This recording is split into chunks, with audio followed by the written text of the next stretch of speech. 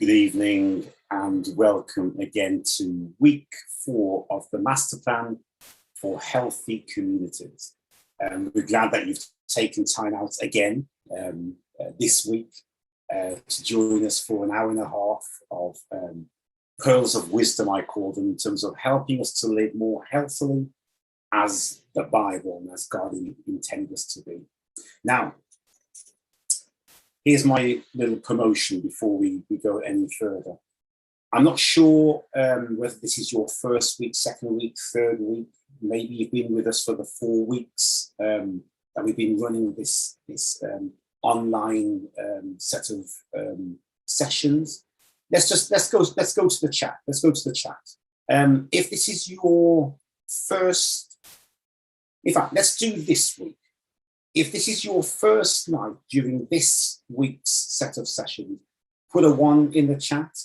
If you've been here for 2 nights in this week of sessions, put a 2 in the chat.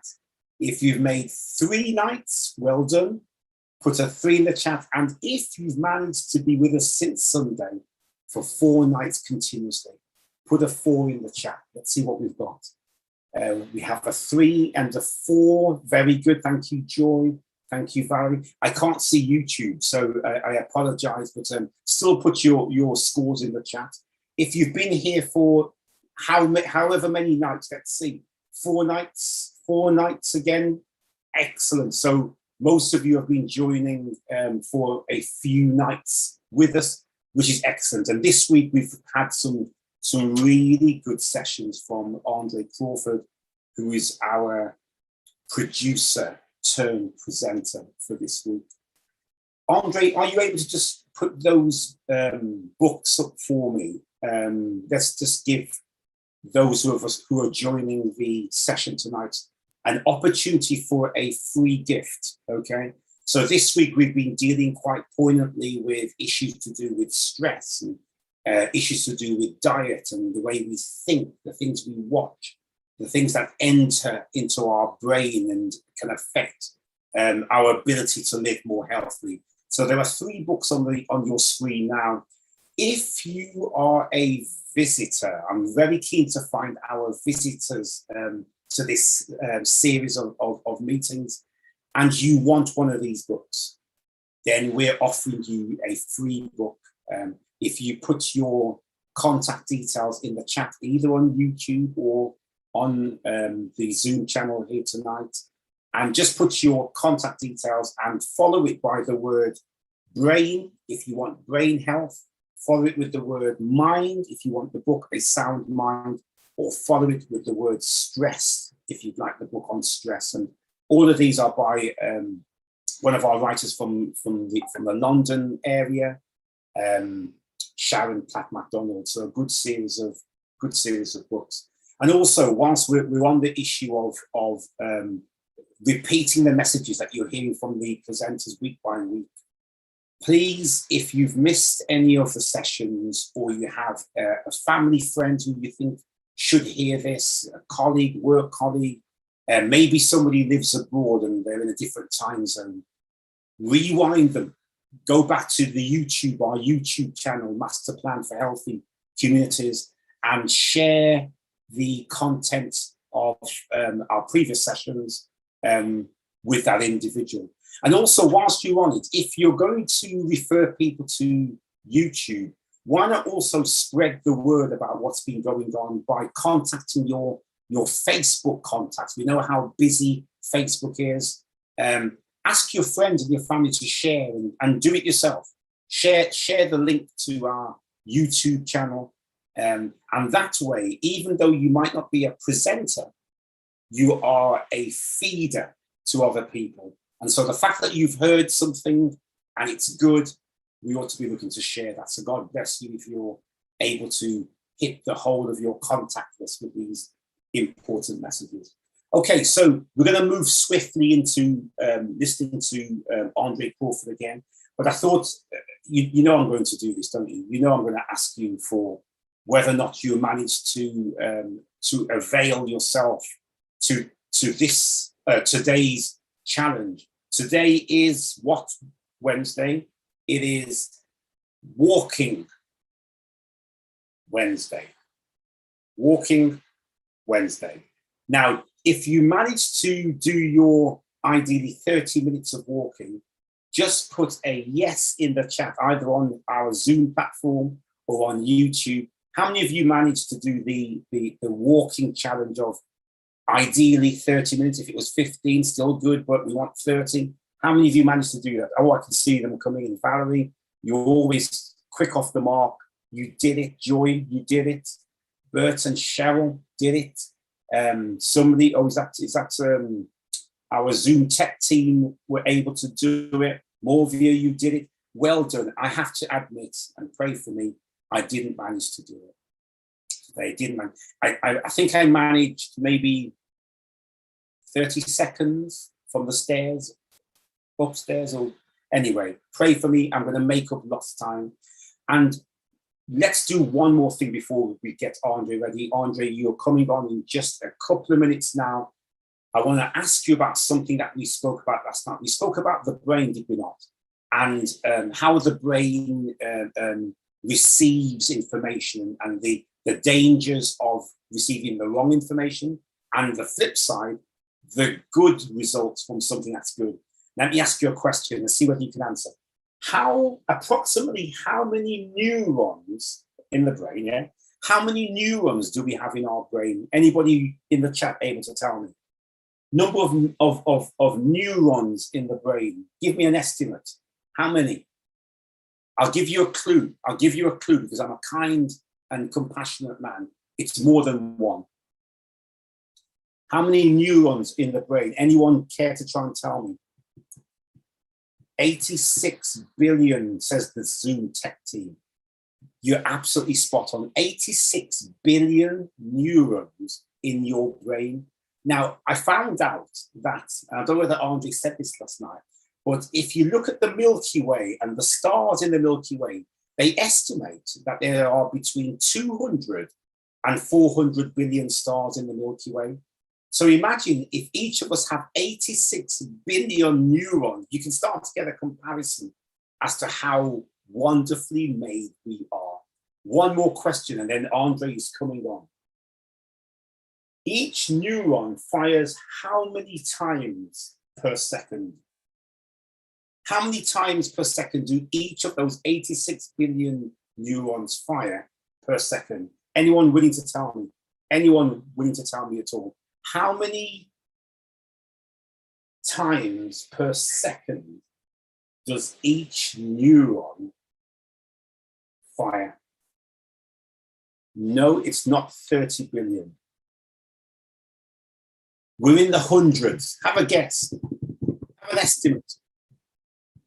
How many hundreds of times does each of your 86 billion neurons in your brain fire per second? Oh, Andre, I've stumped them tonight.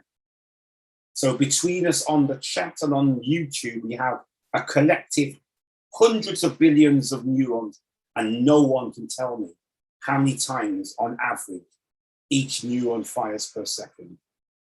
The answer is coming. It's 200. And I know why you didn't manage to do that, because you didn't do your walk today. But thank you. We're going to move into Andre Crawford at this time. Andre has been really exploring such a wide range of issues about the connection between mind and body. Mind and body. And so we're looking forward to our next session tonight, Andre. And we wait with anticipation. But before we do that, let's have a word of prayer. So just bow your heads wherever you are. Lord God, we thank you again for another evening, another opportunity to spend time thinking and reflecting and challenging our understanding about healthy lifestyles, healthy living, healthy minds, healthy bodies. And we understand, Lord, that the intention of this is to allow us to be healthy spiritually so we can connect with you. So as Andre comes now to grace us with some more pearls of wisdom, may we be receptive, may we understand, and may we go on to live more healthily as a result. Amen. Andre, we are over to you. Thank you. Thank you very much, Clive. Thank you very much. I always appreciate and always enjoy your pre-show show. So thank you again. And I want to welcome everyone to our fourth night of the fourth week. We have been exploring over the past 3 nights purposed health and the man Daniel. And tonight we're going backwards. We're going back from the book of Daniel, and we're going to the early part of the Bible, because there is a case study in the early part of the Bible that I want to explore. I want to look at, and I want to let me just share my screen with you, and you'll see that tonight we are looking and we are focusing on the Egyptian connection. The Egyptian connection. Now, you'll see why I've called it the Egyptian connection shortly. And each evening, I have been giving you principles that we find right there in the Bible. Right there in the Bible, there are principles that govern our health. There are principles that govern every area of life. And sometimes people will use principles just for one area. But when we put the whole of the scriptures together, we realize that these principles actually speak to us for a whole range of issues and situations that we find in our lives. And tonight is no different. I'm going to share with you some principles. I'm going to share with you some texts that will give you an understanding, a clearer understanding on how this body works, why it should work, how it should work, and why our manufacturer is so insistent on that we listen to him, because he wants this body, he created this body to live forever. Unfortunately, we live in a world where things die, but that was never the plan. So as we go back into the Bible, as we go back and we look at these narratives and we look at these case studies, we're going to learn things that if we apply to our lives, we may not get more years into our life, but we will get more life in our years. So our first principle comes from Ecclesiastes chapter 1 and verse 9. The thing that hath been, it is that which shall be. And that which is done is that which shall be done, and there is no new thing under the sun. So the reason why I've put this principle here to begin with is because when we start looking at the Egyptian connection, we're going to find out that the situation that humanity finds themselves in today with regards to disease is not new. The diseases that we have today are not unique to 2021, are not unique to the 21st century. We're actually going to find out that the diseases that we face today have been around almost as long as man has been around. So that's our first principle, Ecclesiastes chapter 1 and verse 9. And if you're joining us for the very first night and you have not yet given your email to get these presentations and the handouts and the recipes that we've done previously, then I just want you to put your email in the chat. And we will get these informations to you once this week is over. So again, Ecclesiastes chapter 1 verse 9, the thing that hath been, it is that which shall be, and that which is done is that which shall be done, and there is no new thing under the sun. The diseases that we find and that we have in our world today are not unique to the 21st century. They have been around and will continue to be around because there is a common denominator that is causing all of it. So principle number 2, Psalm 100 and verse 3. Know ye that the Lord, he is God. It is he that hath made us, and not we ourselves. We are his people, and the sheep of his pasture. So right here, the principle or the text says that God is the one that has made us. We are God's workmanship. We are God's product. He's the manufacturer, as it were, and we are the product. And just like we have been saying every evening, every product comes with an owner's manual. Every product comes with an owner's manual that tells you about the manufacturer. It tells you about the product. It tells you how to keep the product in best working order. It also tells you the troubleshooting steps should the products begin to break down. And the Bible is our owner's manual. The Bible is our owner's manual. So again, the Bible is the owner's manual from the manufacturer to the owner, which is us. We are also the product. And if we begin to take, if we begin to listen to the principles and the statements and the truths that we find in the owner's manual, we will have, like I said, we may not get more years to our life, but we will get more life in our years. So principle number 3 for this evening, we've seen it before. Proverbs 22 and verse 3. We're just laying a foundation with all of the principles that we have seen up to this point. Proverbs 22 and verse 3. A prudent man foreseeth the evil, or sees before the evil, and hideth himself. So the prudent man can see that danger is coming, and he takes evasive action before the trouble comes. That truly is a wise man. And I remember saying, maybe it was Sunday or Monday, I can't remember which. If I'm in the middle of the road and I see an Arctic lorry coming to me, and it's traveling at high speed, I would be a fool to continue to stand in the path of the Arctic lorry. Why? Because if the lorry driver doesn't see me, or even if he does see me and he can't stop in time, and I've not taken evasive action, that's going to be the end of me. So I can see the lorry coming from afar, and I take appropriate action while I have the time to take it, while I have the opportunity to take evasive action. The Bible says that is a prudent man, a wise man, that foresees the evil and hides himself. However, there are other people that the Bible calls simple. The simple pass on and are punished. So it's not that the simple don't know that there's danger. They can see the danger, but they're maybe it's not going to be as bad as it looks. Maybe it will swerve around me and continue. And the Bible says, no. You're a simple person. If you can see danger and you know that you're in danger's way, harm's way, and you just stand there. So that's principle number 3 for this evening. A prudent man foreseeth the evil and hides himself in good time, but the simple pass on and are punished. Let's keep going. More principles that we've kind of touched on, but we've not really spoken about. Too little attention is generally given to the preservation of health. I wonder if you can agree with that statement. Too little attention is generally given to the preservation of health. It is far better to prevent disease than to know how to treat it when contracted. That just makes sense to me. It's better to know how to avoid disease than to know how to deal with it or have to treat it when it's contracted. So the Healthy Communities team, the speakers that we've had and the speaker that we will have next week, where all of our aims are to show you that you can live healthy without being wealthy, and it gives you the information to know how to preserve health, because we don't want you to get sick.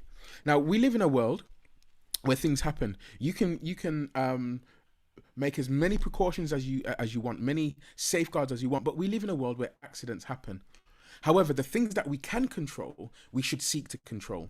The things that we can't control, we use that G of God's plan, godly trust, and we leave that part to Him.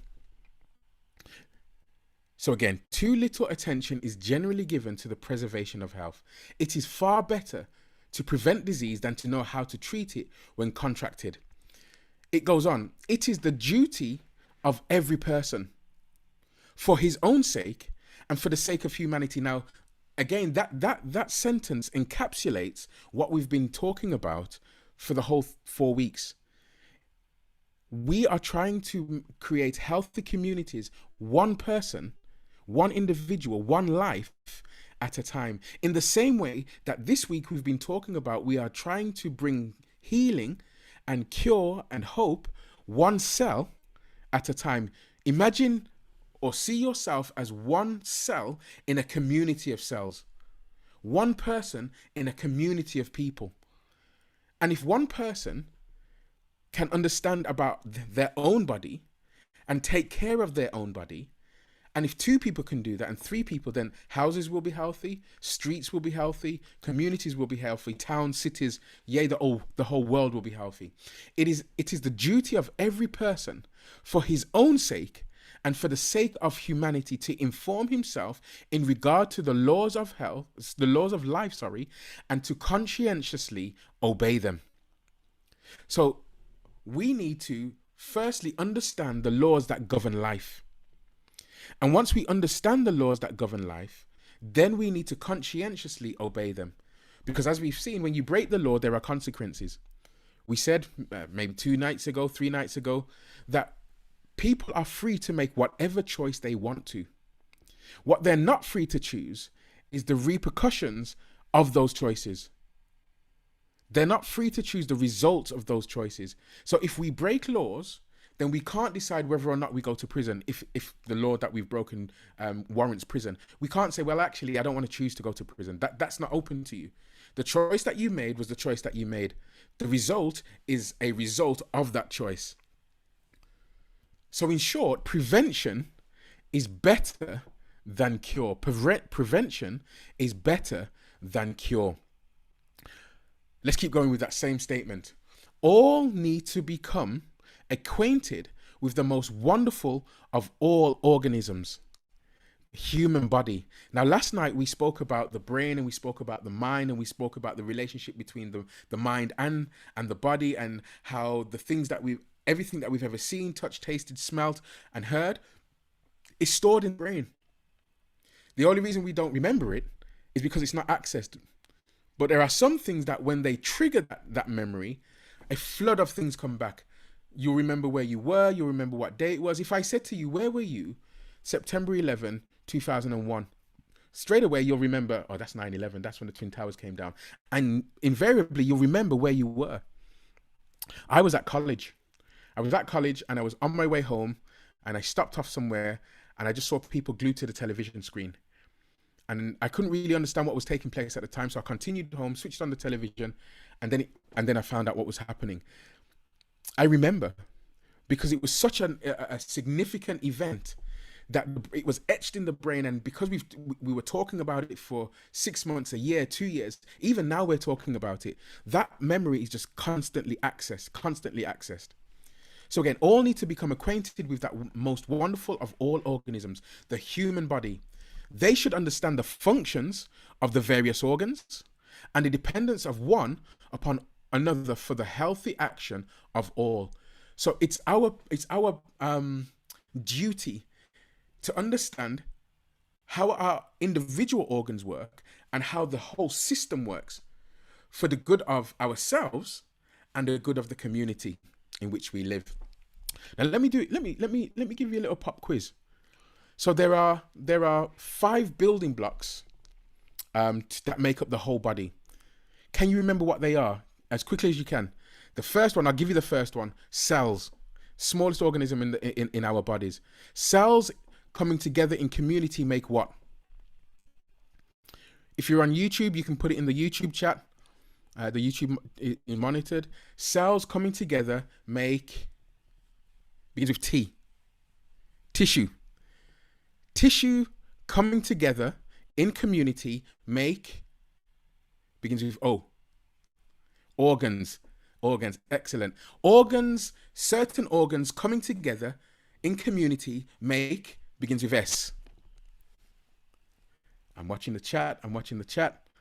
Begins with S. Cells, tissue, organs, systems, excellent. And systems coming together create the whole body.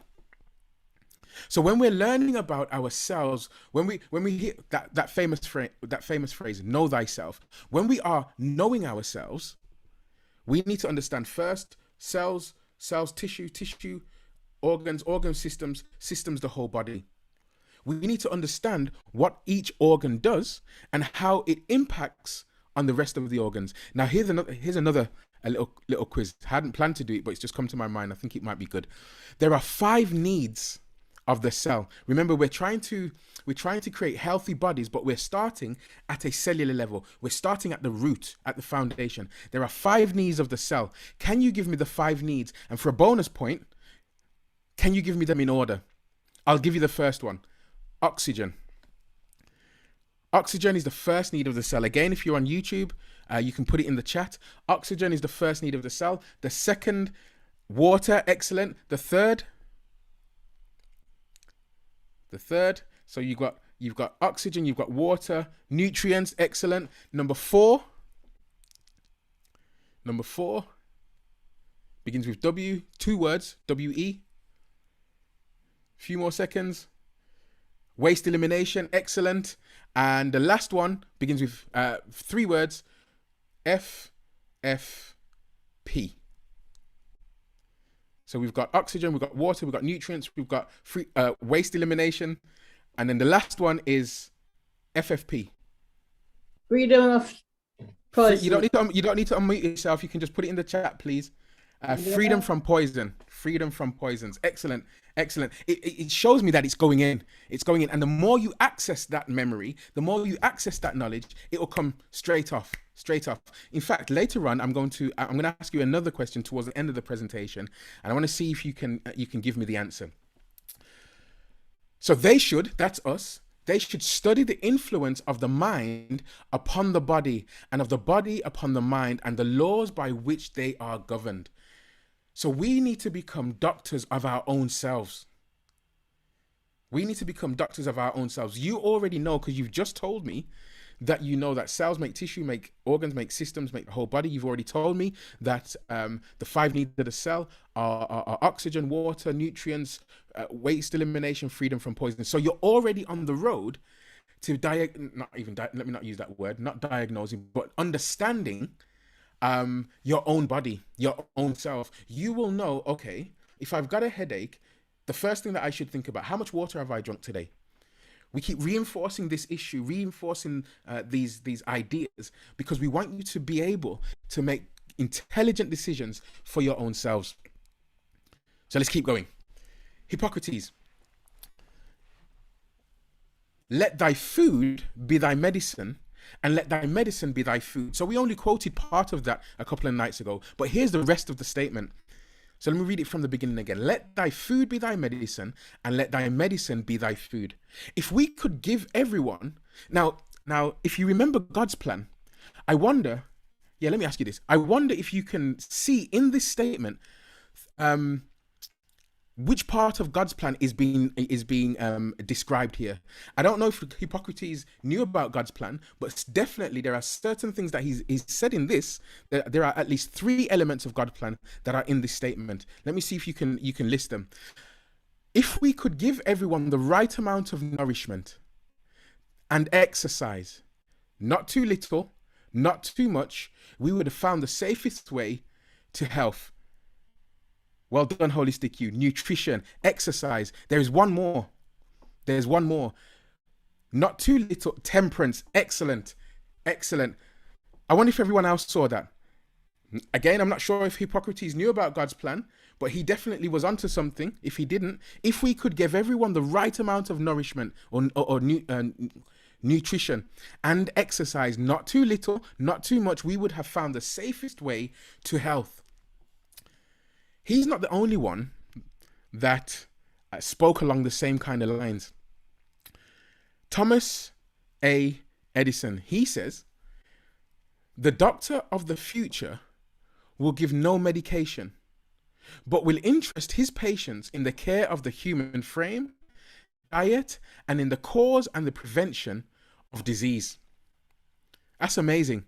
That's absolutely amazing, because what they're talking about, I don't know if these were Bible believers or not, but they understood something about the human body. They understood that the things that the human body needs is not necessarily medication to live off. Now remember, I'm going to say it again, medication is necessary to save life. Medication is necessary to save life, but it shouldn't be a way of life for the individual. But again, Thomas Edison says, the doctor of the future will give no medication, but will interest his patients in the care of the human frame, of the human frame, diet, and in the cause and the prevention of disease. Now, what's amazing is now GPs, instead of going straight for prescriptions, they may give a prescription for social prescribing, which means they may send their patient to somewhere where they can interact with other people. That's amazing. And this information we learned from the book of Daniel.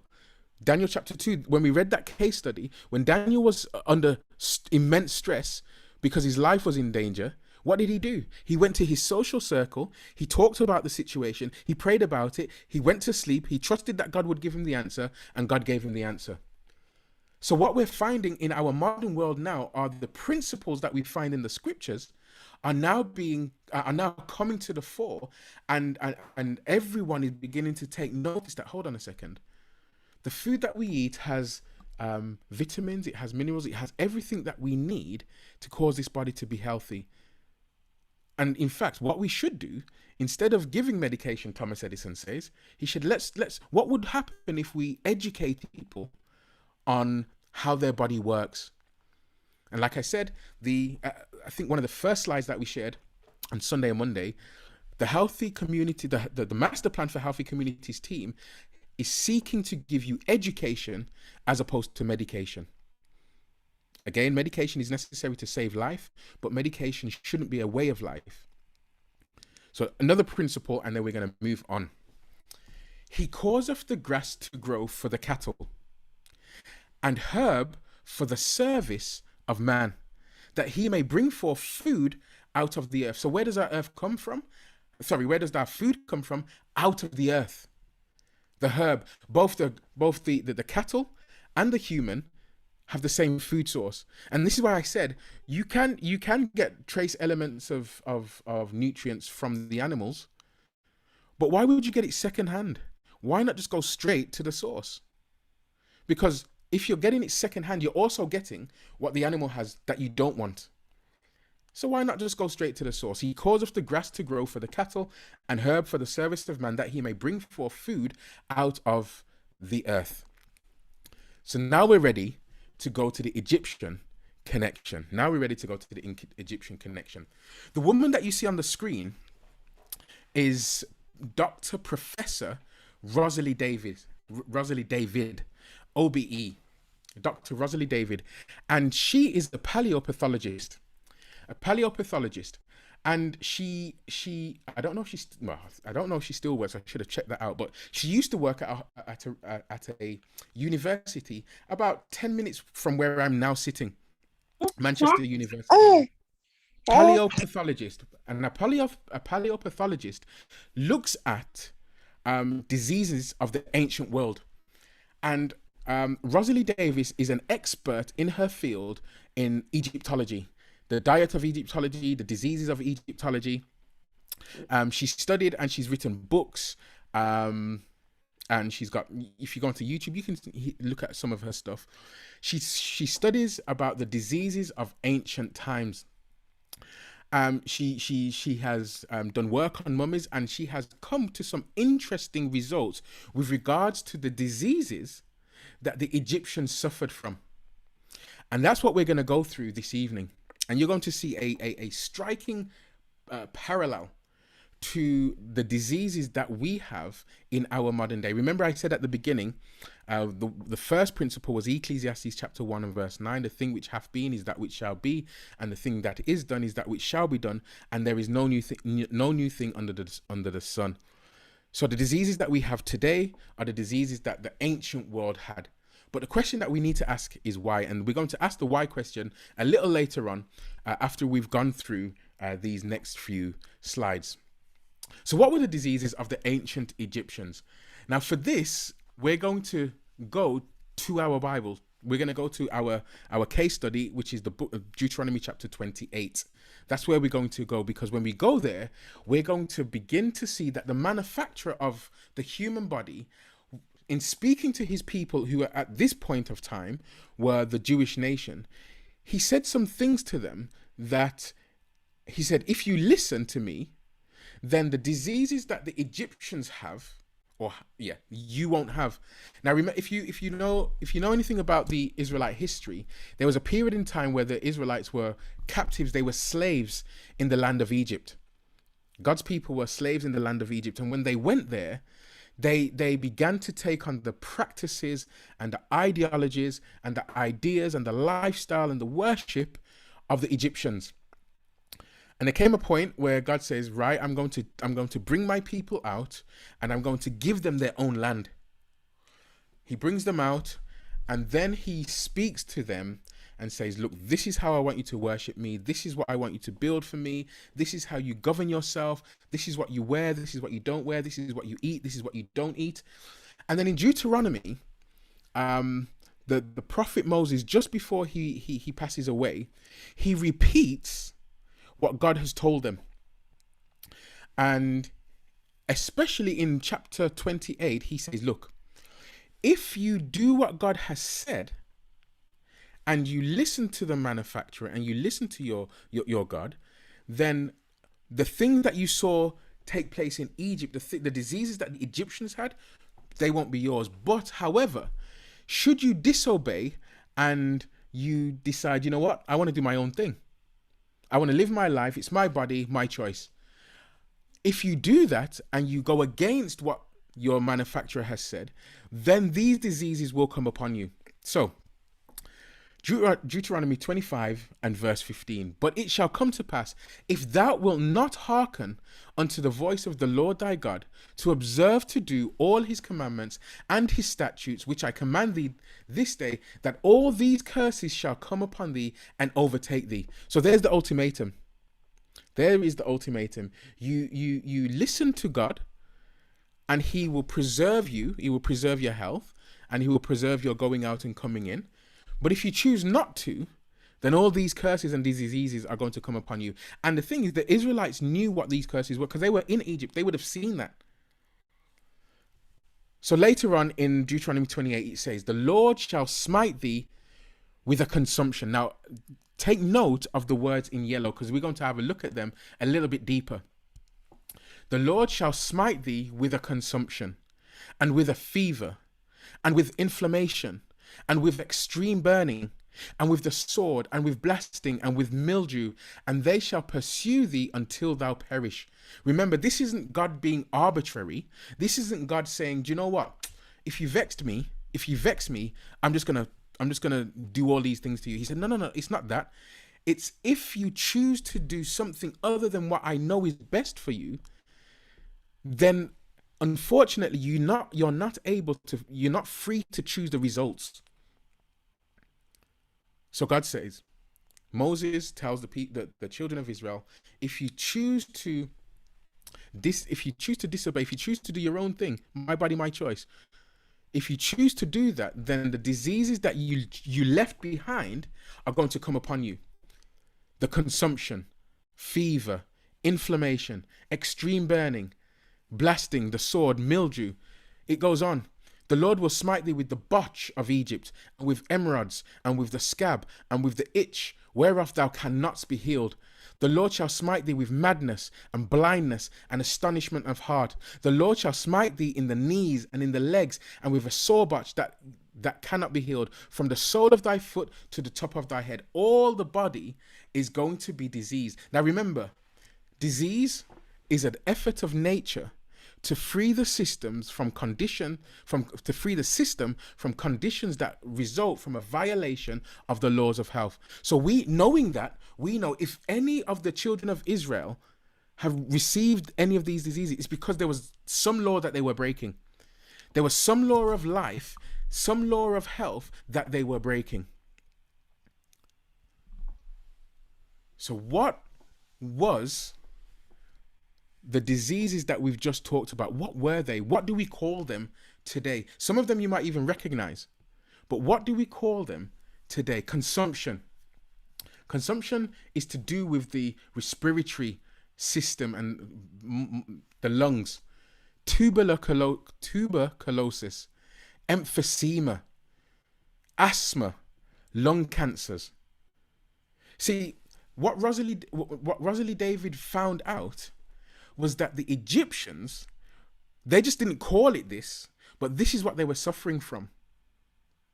Because of the preservation of the mummies, they could find this out. They could do whatever they do with mummies, and they could say, that's tuberculosis.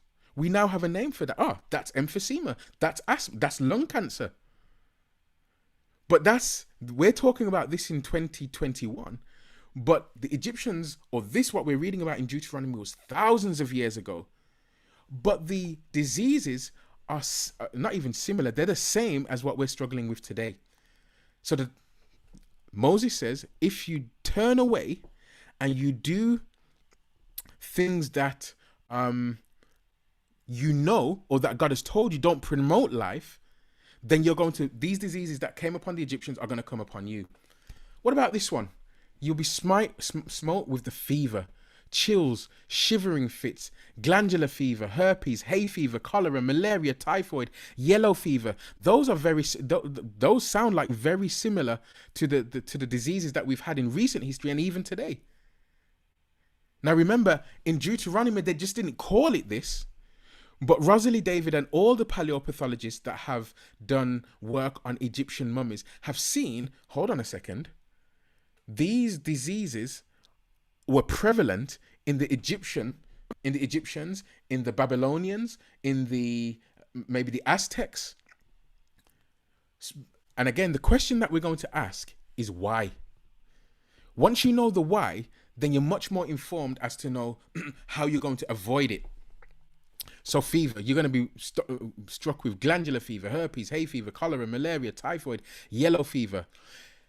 Inflammation. We've been talking about inflammation over the last, since Dr. Nash was here and James Luke from the first week. Inflammation. Those are your itises.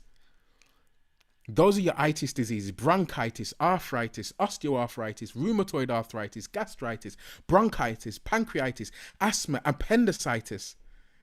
Now, what is the cause, or what are some of the causes of inflammation in the system? If you remember, you can put it in the chat. It's an open question. What are some of the causes of inflammation in the system? We talked about the consumption of animal products. The byproduct of animal products when it's taken in the system is purine. And you cut that P off, you end up with urine, urine, which is uric acid, which if the body can't get rid of, builds up in the joints, and you end up with arthritis, gout, osteoarthritis, rheumatoid arthritis. You end up with inflammation. The itis just tells you what type of disease you're dealing with. We also learned that inflammation can build up in the body when the body is under chronic stress. When cortisol and adrenaline are released into the system because the body has gone into a fight or flight situation, and you haven't fought and you haven't run, but you're under that chronic stress, and the body just continues to secrete cortisol and adrenaline, then we know that when that stays in the system for any length of time, it begins to produce inflammation in the system. So Deuteronomy tells us that, listen, if you choose not to follow the way that the manufacturer has said to follow, then unfortunately the results are going to be you're going to have inflammation in your system. You're going to end up with arthritis, osteoarthritis. And don't get me wrong, that's not the only causes for inflammation in the system. Not critical thinking, disease thinking. We talked about the mind yesterday. Unresolved guilt, unresolved anxiety, depression, all of these things lasting in the system create inflammation in the system, create toxins that run around the system that the body can't get rid of. Why? Because the immune system is suppressed, digestion slows down, brain function slows down. We learned about this last night and the night before. Inflammation. You will be struck with the botch. Now, for those who know a little bit about the Bible, and you'll understand that the Bible wasn't written in English, in the language that we read it in. It was written in primarily 3 languages: Hebrew, Aramaic, and Greek. Now, the way that I found out, and that we found out some of these modern names for these diseases in Deuteronomy, is when you go to the original language, it will explain to you what the botch is. And then what you do with that information is that you go and sometimes you put it into Google and you put botch, and it will come up with a list of diseases because those are the old names for it. So you can find these diseases, you just take them straight out of Deuteronomy, put them into Google, and you'll get a list of modern name diseases. So the botch: chickenpox, hives, Crohn's disease, ulcerative colitis, peptic ulcer. Crohn's disease is like is inflammation, an inflamed digestive system. Ulcerative colitis is again inflammation of the rectum area.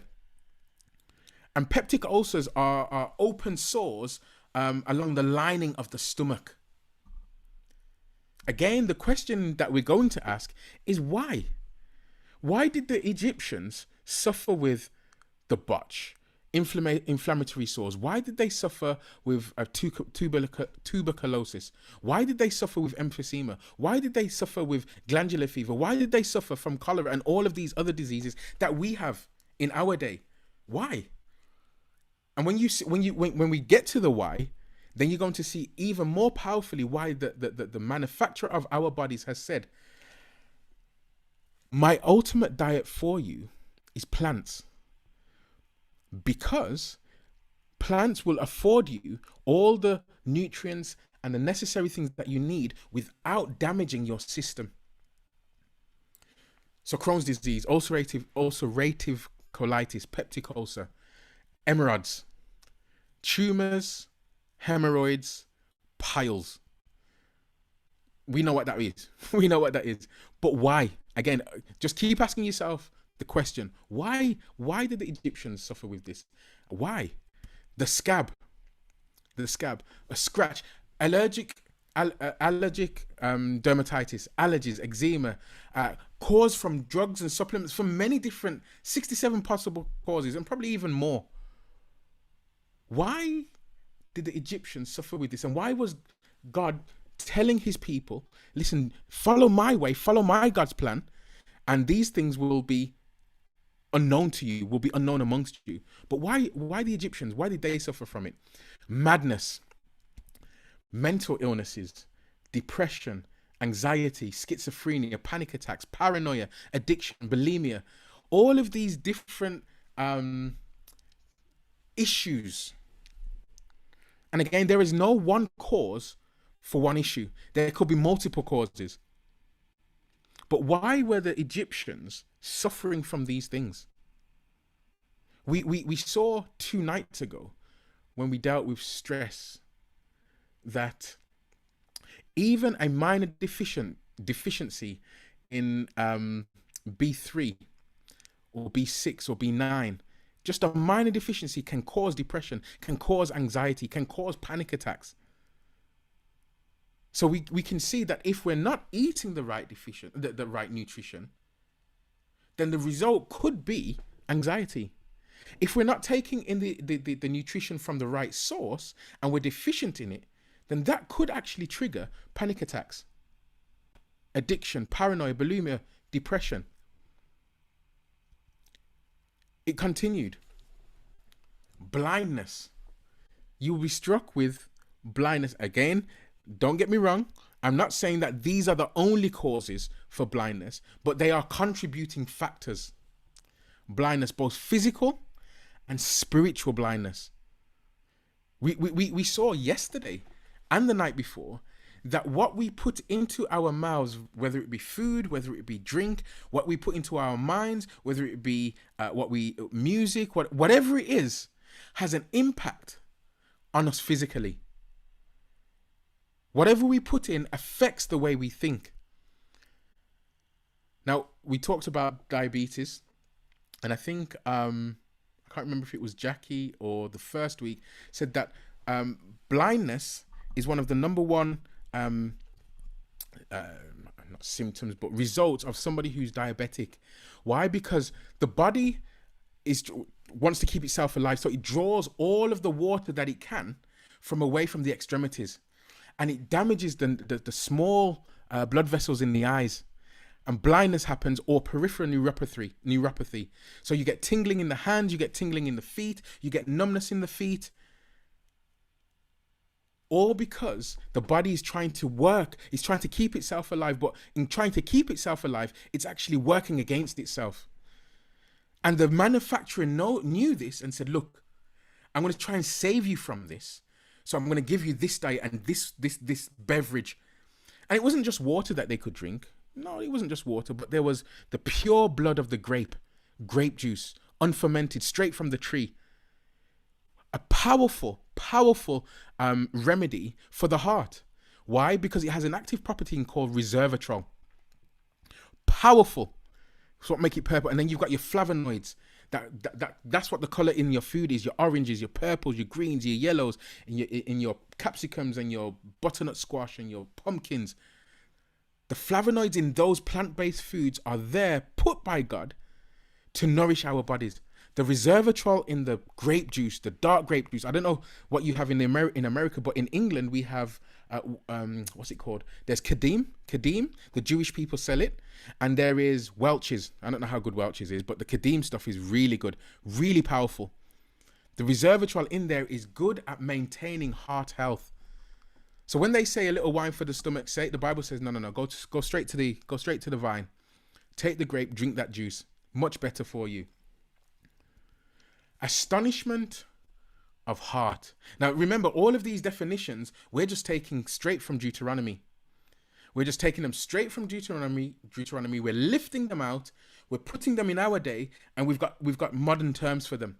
So astonishment of heart. What do you think? Let me ask you a question. What do you think astonishment of heart is dealing with? What do you think astonishment of heart is dealing with? Again, if you're on YouTube, you can put it in the chat there. If you're here on Zoom, you can put it in the chat. What do you think astonishment of heart is dealing with? What types of diseases? What types of ailments? What types of diseases? Heart attack. Yeah.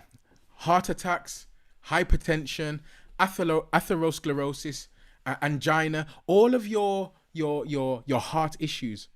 Again, ask the question, why is that?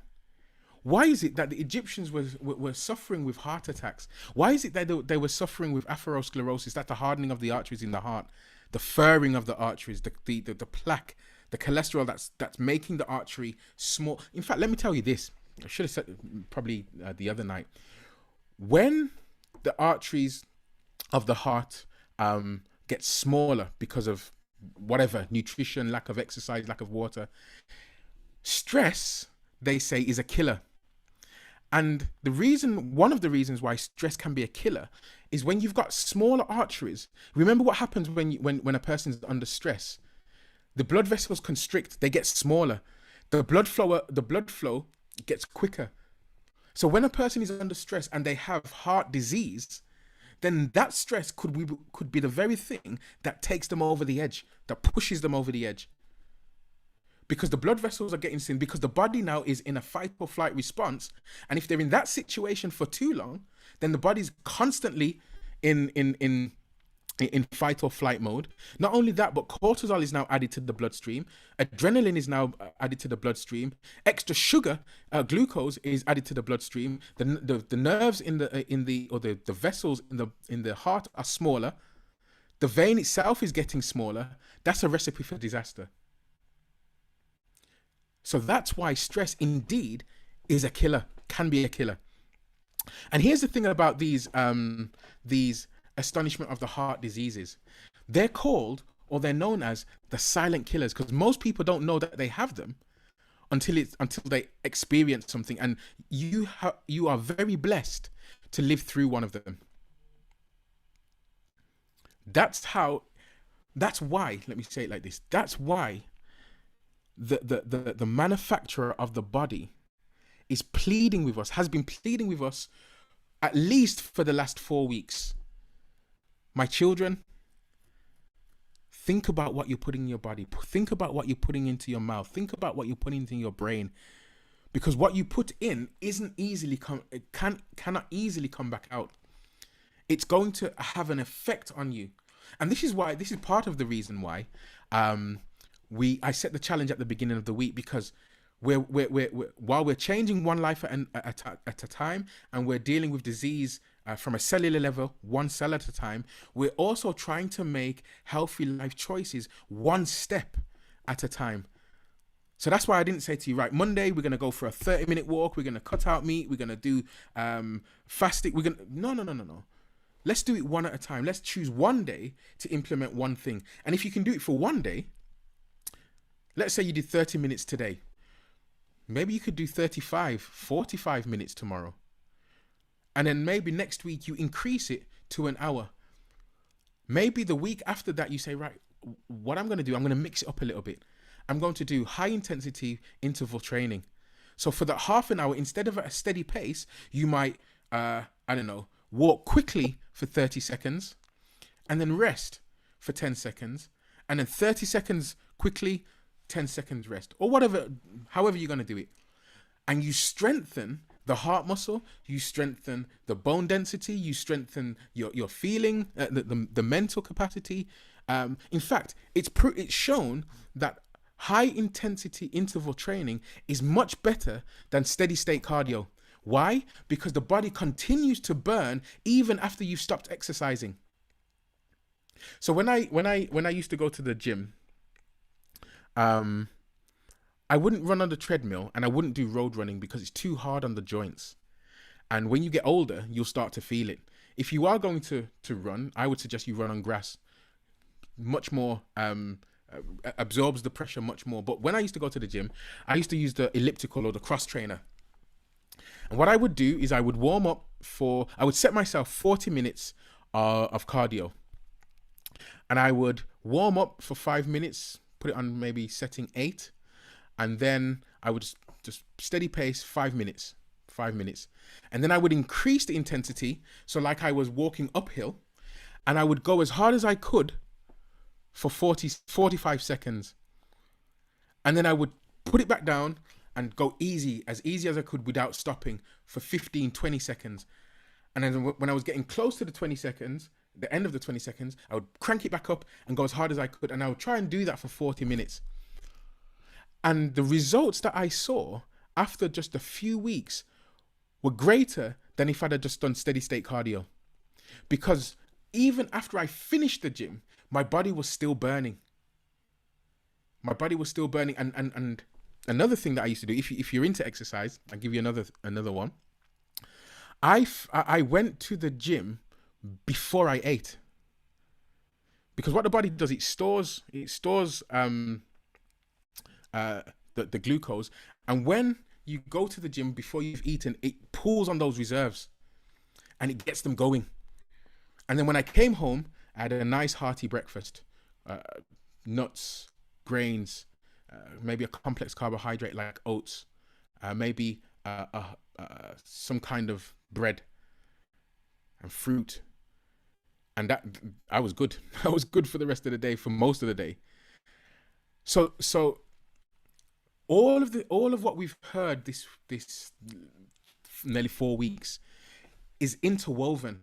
Yes, there've been different presentations. Yes, they've come from different angles, but we're all saying the same things because we're all speaking from the same God's plan perspective. So, just like the children of Israel, our God, our manufacturer says to us, listen, I want you to do this because it's going to promote health.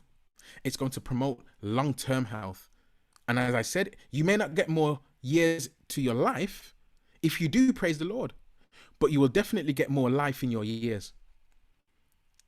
That's why some of our senior folk who live in Jamaica are working my granddad died at 95, I think it was.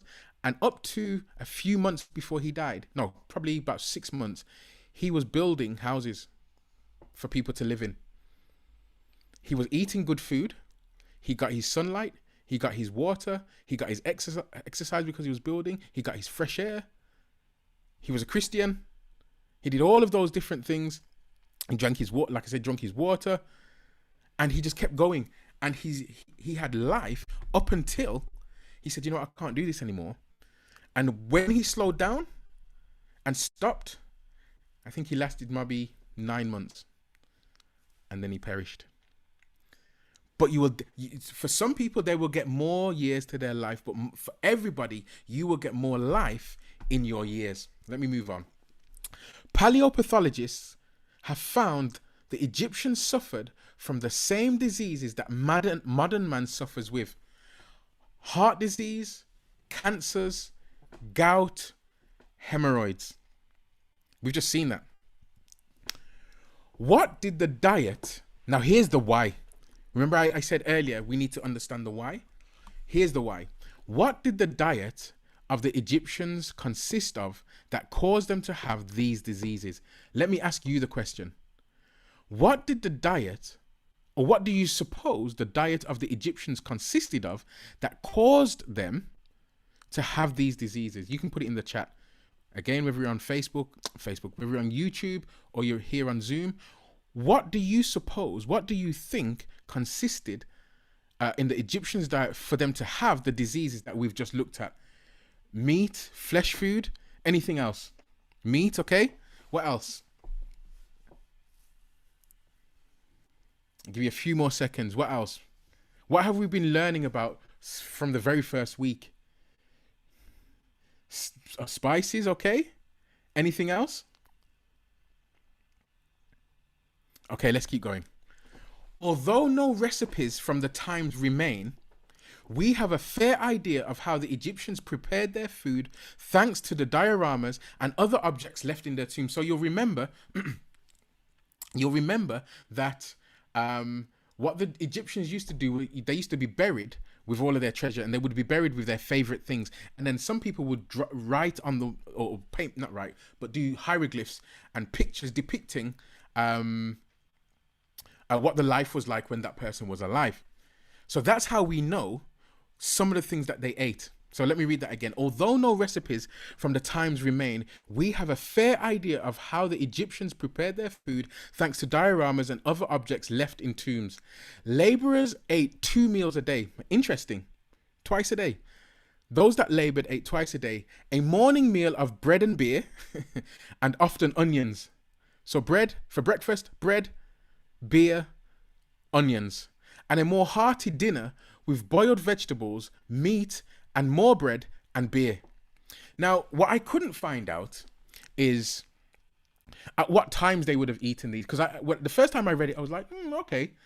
It would have been interesting to find out what times of the day they ate these meals. Because if they ate the hearty meal in the evening, what's wrong with that?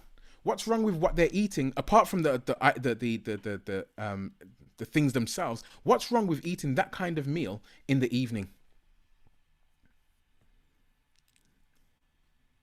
What's wrong with eating that kind of meal, the second meal that they ate in the evening? Boiled vegetables, meat, bread and beer. Well, I'll tell you. Digestion, absolutely. The body, if now it doesn't necessarily mean, I'm just saying, if they ate this type of meal in the evening, then there was no way that food could have digested before they went to bed. At least the meat wouldn't have digested. Because meat takes ages to digest. Absolutely ages. In fact, meat can still be in the system weeks after you've eaten. More elements of it can still be in the system, rotting away, because the body doesn't know what to do with it. It's foreign. The reason why carnivorous animals can eat meat and no issue is because they have smaller intestinal tract than us. Smaller, so the meat just passes straight through and out it goes. But humans, we have much longer tubes, small intestines, large intestines, and the meat just has a longer way to travel. And what happens is it just stays there and rots, and you put more food on it, and the system just deals with the other food, and it's just there. So digestion would have been a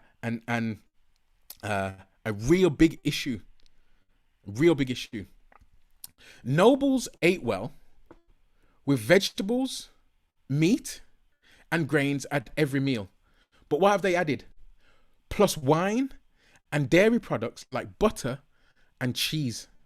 So we're beginning to see that the Egyptians subsisted on bread, beer, meat, dairy, grains, butter, cheese. That sounds pretty similar. that sounds pretty similar to certain dietary practices in our day. Priests and royalty ate even better. Tombs detail meals of honey roasted wild gazelle, spit roasted ducks, pomegranates, and berry-like fruit called jujubes. Jujubes. I think that's how you say it. Jujubes. With honey cakes for desserts. To top it off, servant girls would circulate with jugs of wine to refill empty glasses. The perfect end to an Egyptian banquet. So you can see, let's go back. Bread, beer, onions, boiled vegetables, meat, more bread, more beer, vegetables, meat, grains, wine, dairy, butter, cheese, wild gazelle, spit roasted ducks, pomegranates, jujubes, honey cakes, and to flush it all down, wine. Let me ask you another question. Loads of questions for you tonight. Why is it not a good idea? Let's just say they didn't drink wine. Let's just say they drank water. Why is it not a good idea to drink when you've eaten, to drink with your meal? You've heard this at least twice in the last 4 weeks. Why is it not a good idea to drink with your meal? Even if it's just water. Few seconds. Dilutes digestive juices. Monica, you're on it tonight. Dilutes your digestive juices. Your body needs to absorb the nutrients. Excellent. When you wash down your food with a beverage, what you're actually doing is that hydrochloric acid that has built up to break down the food is diluted, and the food just sits there, and it rots, and it putrefies, and then it gets absorbed because it's putrefied, and then it diseases the blood, and then that diseased blood goes to your organs, and you end up with colitis, you end up with osteoarthritis, you end up with gout, you end up with all these different things, as we've just seen. So again, to top it all off, servant girls will circulate with jugs of wine to refill empty glasses, the perfect end to an Egyptian banquet. So now we know what the diet was, and now we know what the cause of their problems were. The cause of their problems was their diet, predominantly. Therefore, if the principle that we started with at the beginning holds true, that which has been is that which shall be, and that which is done is that which shall be done, there is no new thing under the sun. If the diets that our societies are partaking of now are the same as the Egyptians, then it stands to reason why we still have cancer and gout and osteoarthritis and arthritis. And don't get me wrong, like I said before, I'm going to say it again for people that may have just come in or listening later. These are not the only causes. Diet is not the only cause of disease, but it's a predominant factor. It's a causative link. So is there a solution, a cure to the problem we face? Is there a solution, a cure to the problem we face? Here's another principle. Psalm 67 verse 1 and verse 2. God be merciful unto us and bless us and cause his face to shine upon us. Selah, or amen. That thy way may be known upon the earth. So there's a way that God wants us, there's a way that the earth needs to know about, and it's called God's way. It's called God's plan. Why? Because it's thy saving health among all the nations, among all nations. So every single nation that is struggling with disease needs to understand God's plan. It's as simple as that. Every single nation that is struggling with arthritis, colitis, ulcerated diseases, astonishment of heart diseases, madness diseases, all of these different diseases, inflammation, they need to understand God's plan. Because God's plan, godly trust, open air, daily exercise, sunlight, proper rest, lots of water, always temperate, nutrition, those are the 8 doctors that are free for whoever you are on this world, on this planet. Completely free. You don't need to book an appointment if you can book one. If you needed to book one, you don't need to book one. You're not going to be left on hold. You're not going to hear you are number 16 in the queue. You're not going to hear any of those. You get your water, you get your sunlight, and here's the beauty. These 8 doctors, or these 8 principles, some of them can be done simultaneously. So if you've got sun outside You can get up, put on some soft shoes, go outside, go for a walk. You get sunlight. If you've got sun, you get fresh air. You get exercise. And if you've taken water, you've got water. So that's 4 out of 8. 4 out of 8 in one activity. That's amazing. So again, God be merciful unto us and bless us and cause his face to shine upon us, that thy way may be known upon the earth, thy saving health among all nations.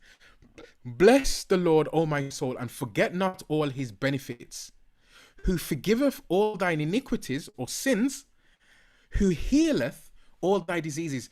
Now remember this. I said to you that as much as nutrition is good, it's not the actual food that brings healing. It's the God who has given you the food that works through the food to bring healing. I hope that makes sense. It's not the food in and of themselves that bring healing. The properties are in there. The laws of health are in there. But it's the God who has given us those foods. He is the one that actually brings healing. And thou shalt, all of these are just principles that I want to share with you. And thou shalt love the Lord thy God with all thine heart and with all thy soul and with all thy might.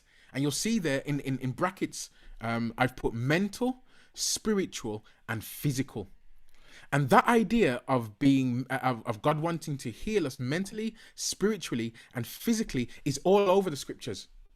It's everywhere. In fact, when you see Jesus working with those who are sick, he never says to them, do you want to get better? He never asks them that. He always asks them, do you want to be whole? Because when he deals with the wholeness of a person, he's dealing with mental, spiritual, and physical. And when we seek to become healthy ourselves or seek to help someone else, the question shouldn't be, do you want to get better? The question should be, do you want to be complete? Do you want to be whole? Because we want to deal with ourselves and with our community members and with our friends and with our families, yea, even our enemies. We want them to be whole people.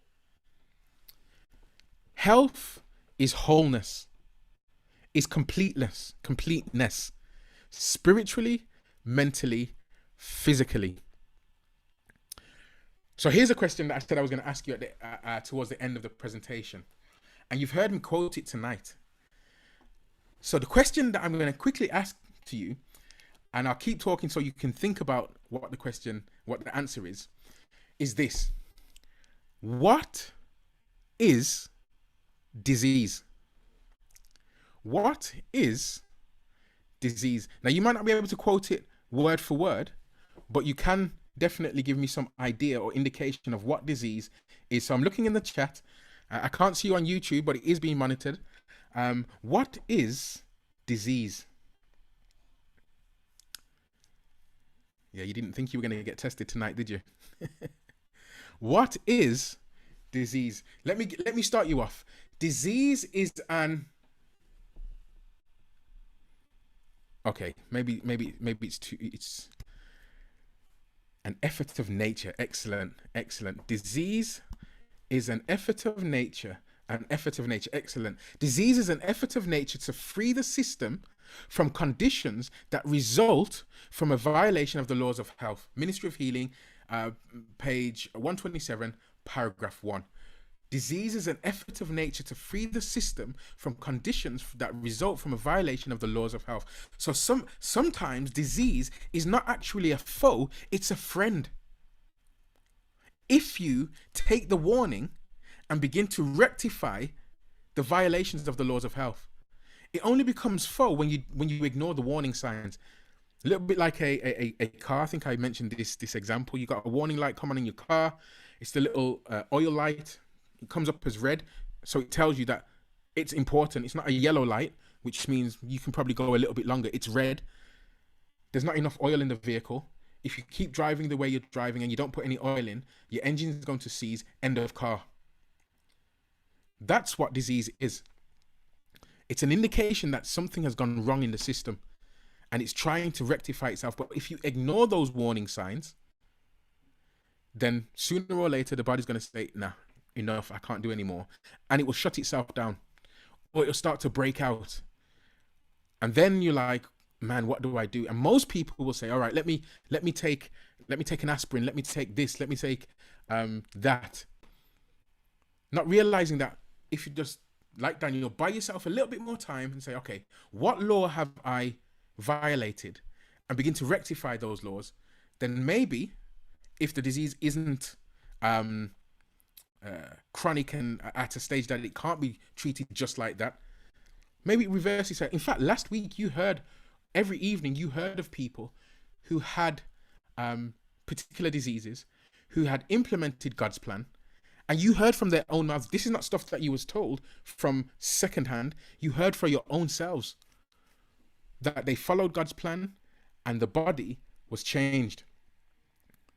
The body was restored. The body was healed.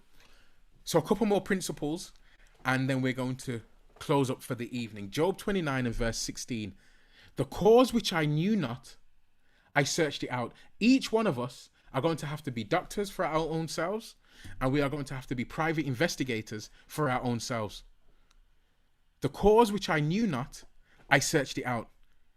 If I've got a pain in my knee, what law have I violated? You're going to have to go back. I keep using this one. If I've got a headache, what law have I violated?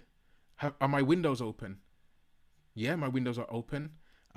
Is there any, I don't know. Did I spray anything in the house? No, I didn't. How much water have I drunk today? Just a glass this morning.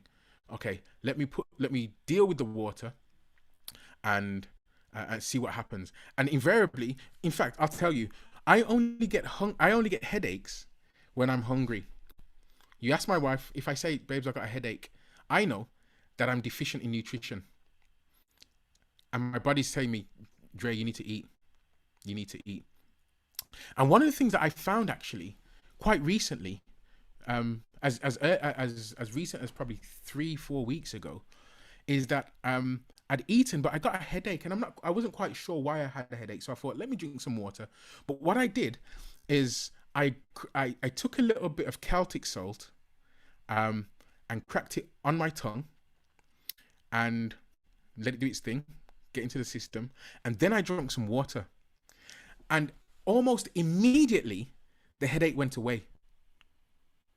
And I was amazed, because before I just used to drink water, but we have pink Himalayan, which is what we cook with, and we have Celtic, which is what I take if I want to rehydrate my system really quickly, because Celtic salt is that good salt from the sea with all the minerals left in it. The table salt, if you're still using it, I'm going to advise you to throw it away. It's no good. All it is sodium with magnesium, and magnesium is only in there so that it can be poured. It's raw sodium, which the body can't deal with.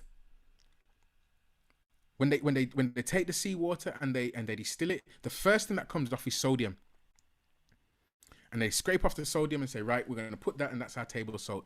But when you have pink Himalayan or Celtic salt, that's the best, because it's got all of the minerals left in it. Well, Celtic salt has more minerals than pink Himalayan. But what I realized, it wasn't even trial and error. I just thought, let me try it. Let's see what happens. Cracked a little bit of Celtic salt under my tongue and drank the water, and almost instantly the headache went away. And the reason why, so I did a little bit of research, and I realized that the Celtic salt has 2 magnesiums in there. And when you crack it under your tongue, and it goes into the bloodstream really quickly. And when I drank the water, the 2 magnesiums attached themselves to the cell and hydrated the cell with the water that I just drunk. And like I said, almost instantly, it was a matter of seconds. I was shocked, actually. Rehydrated myself that quickly. And this is what God has given to us, as opposed to the paracetamol or the Anodin or whatever a person uses to get rid of a headache. Those things only mask the symptom, the real cause. Proverbs 26:2, the curse causeless shall not come. So that's basically saying no disease comes without a cause. There is no smoke without fire, is an old saying. So let me share this principle with you, and then we've got 2 more slides and then we're complete for the evening. Galatians chapter 6, 7 and 8. And I really love this text, and I tell you why. Because for the last couple of years, I've begun. Some of you will know that I've got a little garden, had in a little allotment, and then I made some raised beds, put at my father-in-law's house, and started to learn how to grow my own food. Last year, I killed most of it. I didn't know what I was doing. Tomatoes died. I think we only got spinach, chard, and the beetroots were negligible. I think I had more leaves than beetroot. But what I found out was this text just like took on a completely different dimension to me. And here's the principle. It's the principle of sowing and reaping. Galatians chapter 6 and verse 7 says, "Be not deceived, God is not mocked. Whatsoever a man soweth, that shall he also reap." Let me say that again. Be not deceived, God is not mocked. For whatsoever a man soweth, that shall he also reap. That's the principle. That's the text. Now let me explain it to you. Because of the garden and the things that I grew, I realized that sowing and reaping are not proportionate. So you sow today, you are not going to reap tomorrow. You're not going to reap the next day. You're not even going to reap a week, 2 weeks later, depending on what you're sowing. If it's cress, yes. But we're talking about ground food, vegetables, tubers. You sow today, you're not reaping until 6, 7, 8 months later. So the sowing is not proportional. No, the sowing is not immediate. The reaping is not immediate. It's delayed. Also, the sowing, or the reaping, should I say, is not proportionate to the sowing. So this year I grew some Maris Piper potatoes, and I put 3 potatoes in a tub. In each 3 potatoes, 1 in the middle and 2 in the corners. And yeah, they started to grow. And then about a month later, I started to see buds come up, and then as the months went on, they grew into some beautiful plants. And then they started to die back, and so right, let me go and see what kind of potatoes I have. Let me see how much potato I have. Now I only put 3 potatoes in the tub, but when I tipped the tub out, I had about 30 or 40 potatoes. And then the text came to me again. The reaping is not proportionate to the sowing. It's greater. So let me say this really quickly because I can see the time. The decisions that we make with regards to our health today will not manifest tomorrow, will not manifest maybe a week or a year down the line, but there is going to be a reckoning. Because the sowing, the bad choices that we make here is going to be reaped later on down the road. And the bad choices that we make here are going to be multiplied by the time we get to the end. So principle, if you forget all other principles, remember this one. Be not deceived. God is not mocked, for whatsoever a man soweth, that shall he also reap. Last couple of slides. Hans Sale, internationally respected physician and scientist, noted, disease is not a mere surrender to attack, but also a fight for life. Unless there is a fight, there is no disease. Disease is not just suffering, but a fight to maintain the homeostatic balance of our tissues despite damage. Now remember, homeostatic state means balance. And remember that stress is an unbalancing of any process or of any element of the body. So disease is not a surrender to attack, it's a fight for life. What is God's plan for dealing with disease? In case of sickness, the cause should be ascertained, unhealthful conditions should be changed, wrong habits corrected, and then nature is to be assisted. Then you can implement God's plan. After you've ascertained the cause, after you've changed the unhealthy conditions, after you've corrected wrong habits, then God's plan should be put into place, and God's plan then will begin to work with nature to what? To expel impurities and re-establish right conditions in the system, to re-establish the unequalness, to bring about the homeostatic state back into the body. And that is the Egyptian connection. The thing which hath been is that which shall be, and the thing which is done is that which shall be done. And there is no new thing under the sun. So I hope it's been informative for you again. I hope that you can see that the master plan is indeed the best plan for us.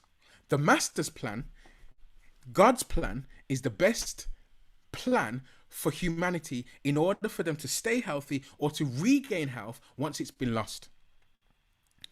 Again, if you've just joined us and you haven't given us your email and you want this presentation in PDF form, you want the handouts that came last week and the first week, if you want the recipes from 2 weeks ago, then please do put your email in the chat and we will get them sent out to you.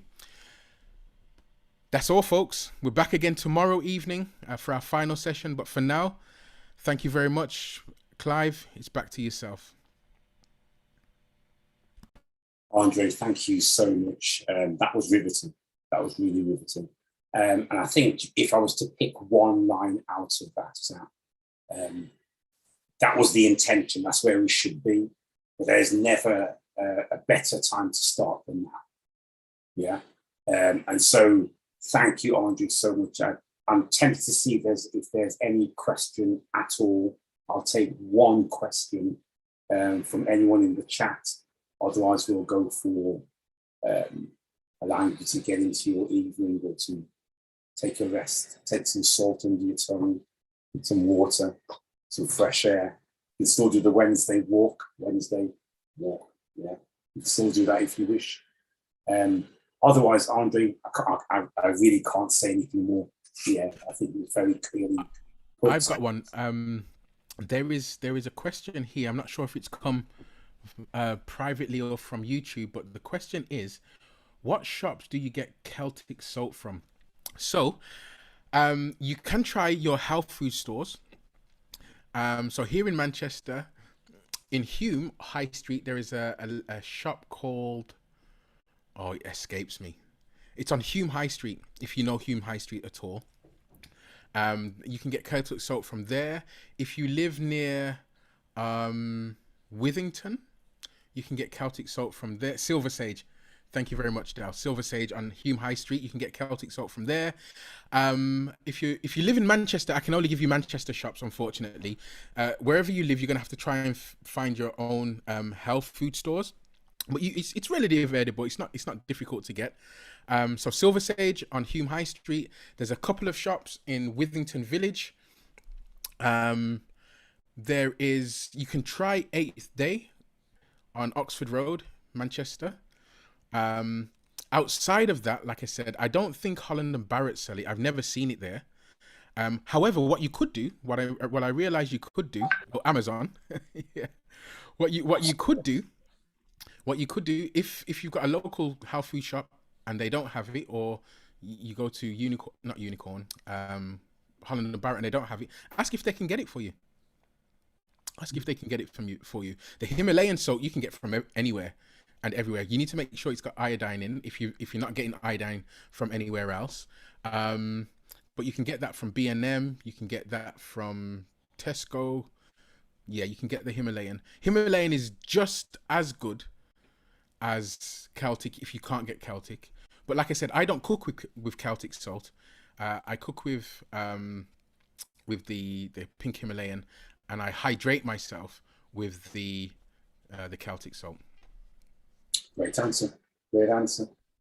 Okay, folks, so tomorrow evening is our final session for this week. So please join, bring a friend, send a link to the YouTube channel, go to your Facebook contacts, invite them all. These are really fabulous sessions being given by Andre. Did you have something else you wanted to say? Yeah, I've just seen another question. This question is not as easy to answer without asking more questions. So the question is there a cure for glaucoma?